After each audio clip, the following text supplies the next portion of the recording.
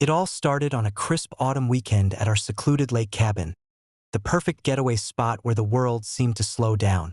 My wife and I had spent years building this retreat into a serene escape. Quiet waters, towering pines, and a cabin designed for comfort and privacy. But peace, it seemed, was something HOA Karen couldn't tolerate. That Saturday morning, she showed up unannounced. Not just knocking politely, mind you. She came armed with her usual brand of self-righteous fury. Word had gotten around the neighborhood that my wife and I were violating some HOA rule she had invented that week. According to her, we were harboring illegal boats and operating a private dock without authorization.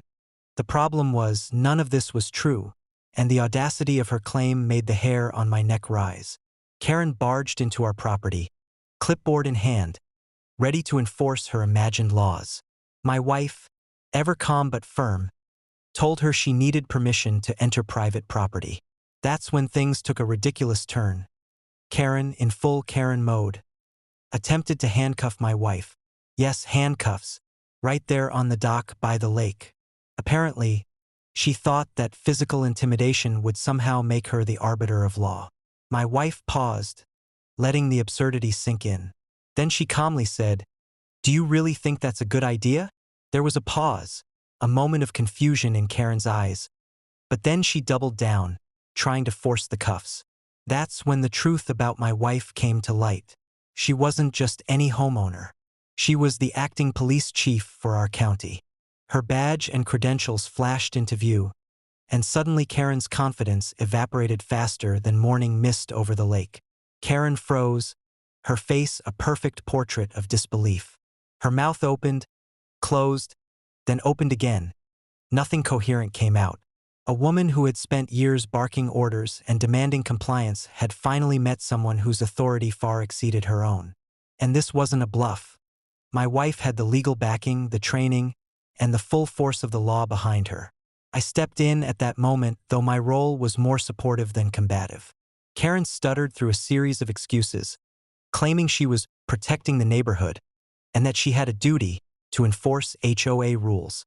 My wife, calm but resolute, informed her that trespassing, false arrest attempts, and harassment were criminal offenses. Karen's eyes widened. This was the first time she realized that her usual tactics of intimidation could actually land her in serious legal trouble.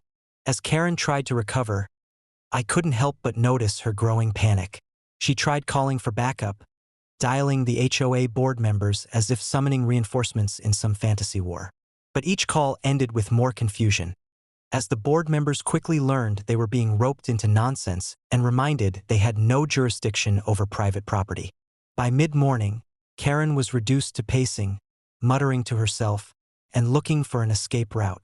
Things escalated further when she attempted to mobilize the local police, still unaware that my wife commanded the very precinct she was calling.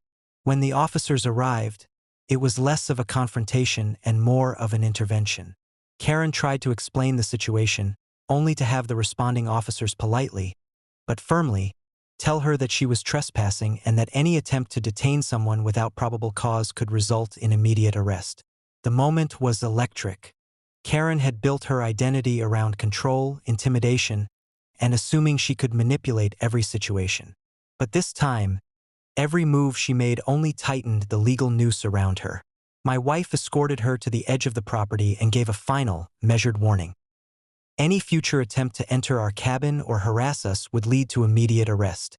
Karen, humiliated and pale, finally retreated, muttering something about reporting this, as if that could erase the fact that she had just been shown up by someone who could actually enforce the law.